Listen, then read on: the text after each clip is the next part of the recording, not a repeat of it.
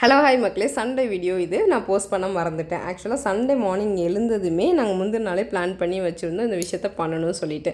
So அதுக்காக வந்துட்டு எங்களோட கிளைமேட் கொஞ்சம் நல்லதானே இருக்குது அப்படின்றதுக்காக நானும் சாரியெல்லாம் கட்டிட்டேன். அதுவும் வந்துட்டு எனக்கு டெய்லர்கிட்ட ஒரு 10 கண்டிஷன் போட்டு நான் ப்ளவுஸ் ஸ்டிச் பண்ண சொல்லுவேன். ஆனால் அவர் வந்துட்டு அதில் எதுவுமே ஃபாலோ பண்ணாமல் 11ஆவதா அவர் ஒன்று பண்ணி வைப்பார். ஸோ அப்படி சொதப்பின ப்ளவுஸஸில் இந்த சாரியோட ப்ளவுஸும் ஒன்று. ஸோ அதை தான் இன்றைக்கி நான் வேர் பண்ணியிருக்கேன்.